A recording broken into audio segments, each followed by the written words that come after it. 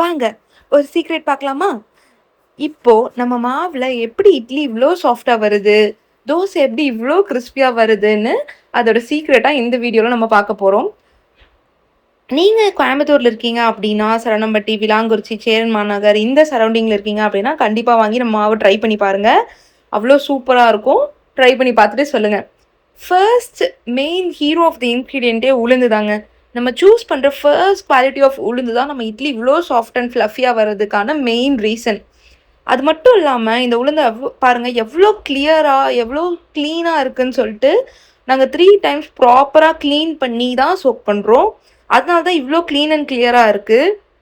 அது மட்டும் இல்லாம, நல்ல குவாலிட்டி ஆஃப் உளுந்து, அதோட கரெக்ட்டான ப்ரொபோர்ஷன் தான் நம்ம டேஸ்ட்டோட சீக்ரெட்டே.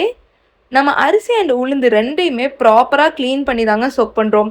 பிகாஸ் நாங்க எப்பவுமே பிலீவ் பண்றது என்னன்னா, நல்ல குவாலிட்டி ஆஃப் ப்ராடக்ட்ஸ் எவ்ளோ முக்கியமோ, அதே அளவுக்கு தாங்க ஒரு கிளீன் அண்ட் ஹைஜீனும் ரொம்ப முக்கியம். அதே மாரி தாங்க அரிசியுமே நம்ம பார்த்து பார்த்து ப்ரீமியம் குவாலிட்டி ஆஃப் அரிசி மட்டும் தாங்க நம்ம மாவுக்கு யூஸ் பண்ணுவோம். பிகாஸ் நமக்கு வர கிறிஸ்பி தோசை அண்ட் சாஃப்ட் இட்லிக்கான ரீசன் இதுவும் தாங்க. நம்ம perfect quality of rice use பண்ணுறங்காட்டி தான் கரெக்டான டெக்ஸ்சரில் ரொம்ப பெர்ஃபெக்டான டேஸ்ட்டில் நமக்கு இட்லியும் சரி, தோசையும் சரி ரொம்ப சூப்பராக கிடைக்குது. இதுக்கப்புறம் நடக்கிற ப்ராசஸை அடுத்த vlogல பார்க்கலாம்.